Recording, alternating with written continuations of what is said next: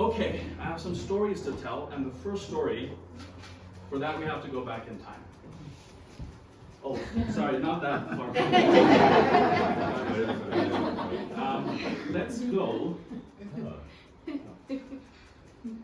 Let's go to 1960s India.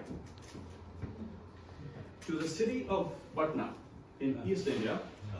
Small town, population only 2 million. And so in the early 60s, there would be a boy born there. There he is. And his name is Abu.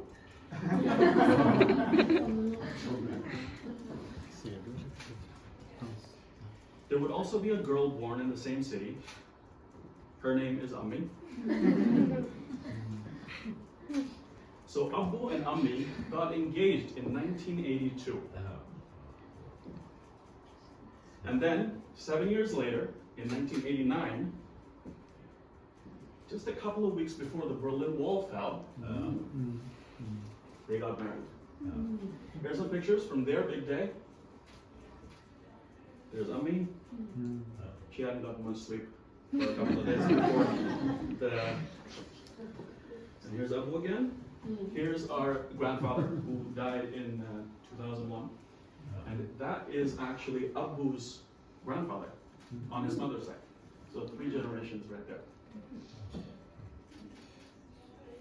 Now, let's fast forward to 1991, because that is when their freedom was ruined forever. Because that is when I was born.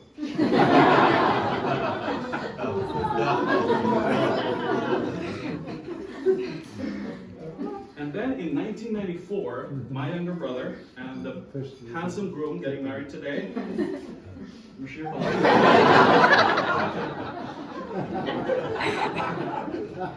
which was obviously a huge win for the world. But that year would not be complete in its awesomeness without one more baby, which of course is none other than the beautiful bride, Maria.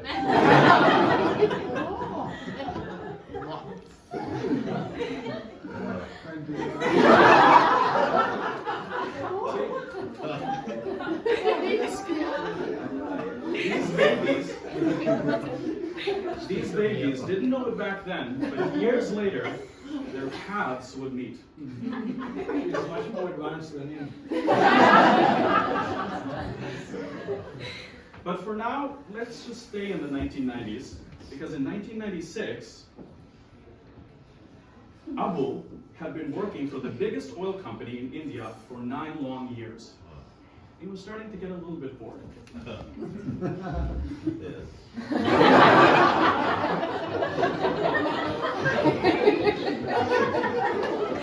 And that is when he got a brilliant idea.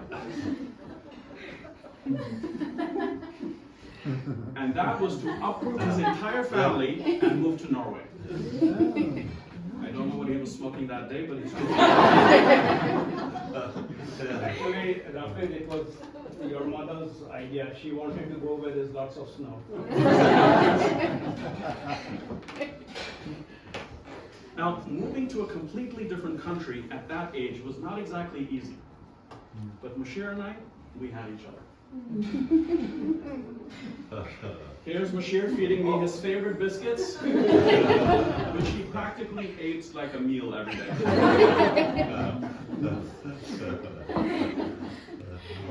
And here we are trying to look super cool for a photo, posing.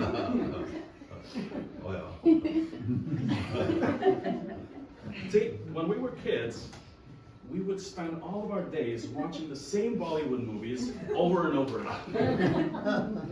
This man might not mean much to you, but talk to any Indian, and this is practically God incarnate.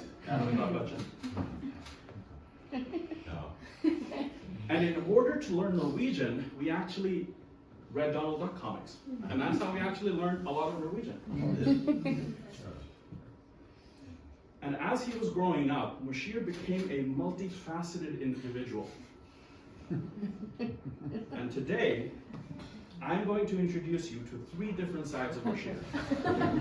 Now let's start with the first one, which I can best describe as the actor.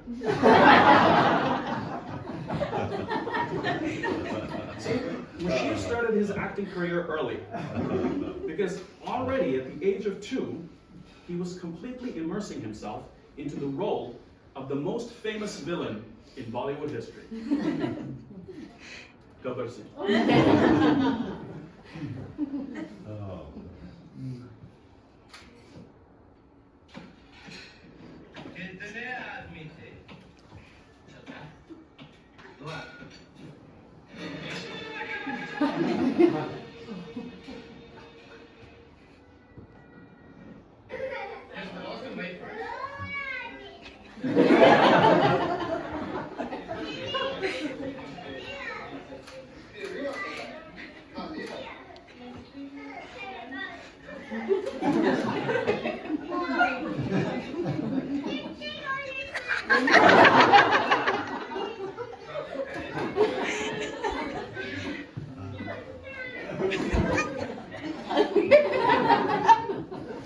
Watch that video more times, just ask me and I'll give you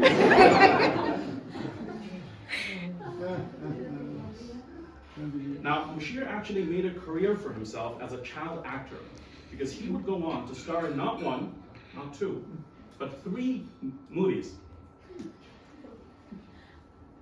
And the second one even won an award at the annual film festival in Trondheim, 2005. Here's a short clip.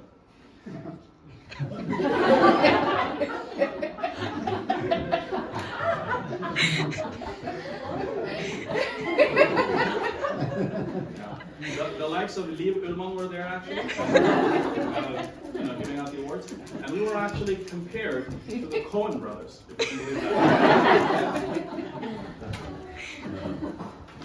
that. Written and directed by yours truly, of course. We even got mentioned in the local newspaper, but even though our film definitely got the recognition it deserved, it was a total box office disaster. Which led to Mushir retiring his acting career at the ripe old age of 11. So now we meet the second side of Mushir, the artist. And his artistic skills actually got so good so early that it got us into trouble with the British Embassy. For this story, we got to go back to 1998, when Mushir was 4 years old. So our grandparents and uncle, who couldn't be here today, unfortunately, they live in the UK. And in order to visit them, we needed a visa. Do you remember when you're kids, or when you're a kid, you can't sign your name, you have to do a fingerprint on your visa passport? Yeah? And at the time, I was old enough to do my own signature. And Mushir, as a true younger brother, wanted to copy me, of course. And so he decided he also wanted to sign his own name. Now we can all imagine how a 4-year-old would write their own name. But here's Mushir's signature at the age of 4. Now, I had to create this with my mouse for the slide, but Mushir's actual signature back then was even better than this one. And so as you can imagine, naturally, the British Embassy has some questions. In fact, they refused to believe that a 4-year-old could press the signature.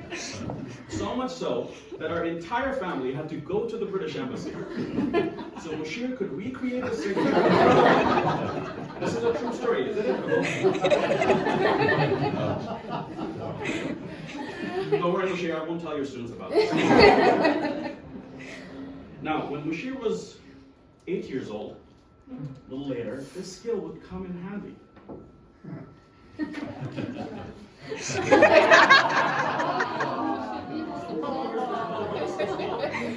When the book, right, you have to get your parents to write while you do that. And for whatever reason, Mushir started skipping school a little bit back then, and he had to explain his absence to the teacher. And so he started writing in his own blue book something along the lines of, Mushir didn't come to school yesterday because he was ill. Signed, Asfala.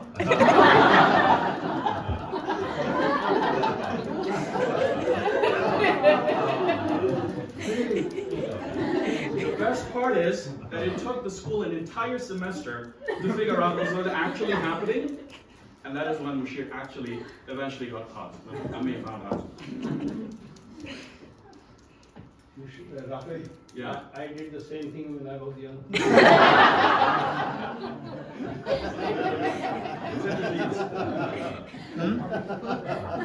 But he didn't stop at forging documents, because at 12 he got his hands on his own computer and started learning Photoshop. But luckily, that is when he said goodbye to a life of crime and started taking his artistic skills the legal route. Let me show you some of his best stuff. This is a wallpaper that he made. The Beatles. It's bad quality because it's from like 15 years ago on the internet. We were both very big fans. This is from a video game that Bashir really liked. Now, all of these creations eventually got him featured on the biggest website for artists on the internet, DeviantArt. Not once or twice, but several times. And now, finally, we come to Mushir's third and final side. The romantic. See, before entering university, Mushir spent a year in the army, which we all know about, of course. And that is where they first met each other. And then they were just friends for a couple of years, right? And yada, yada, yada, we all know that. But what you don't know is how Mushir asked Ida Maria out for the very first time.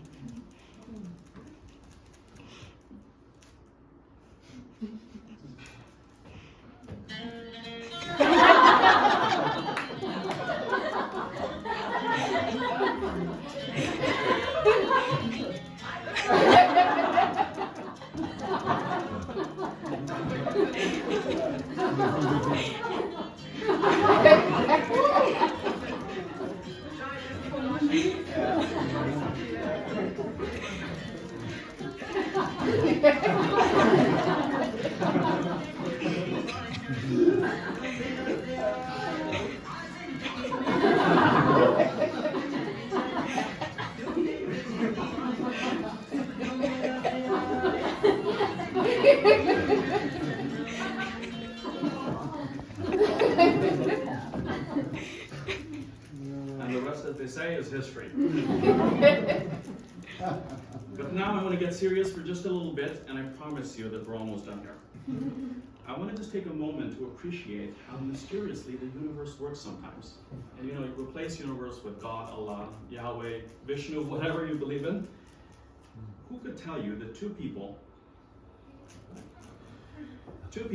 born in two completely different parts of the world would now, almost 30 years later, be sitting together before us as this beautiful couple? Let's give them a round of applause.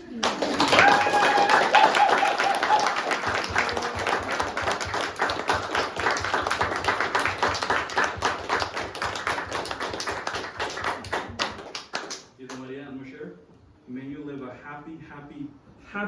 happiest of happy life together, filled with laughter, lots of fun, and many adventures. May you be there for each other through the best of times and through the toughest of times, because you can be damn sure that life is going to give you plenty of both. Mushir, I'm so happy to call you my little brother, and I'm so happy for you. And Ida Maria, I'm so happy to officially call you my sister-in-law.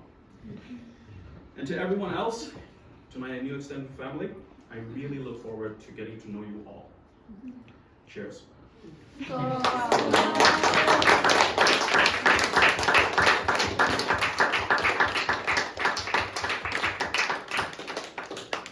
And now,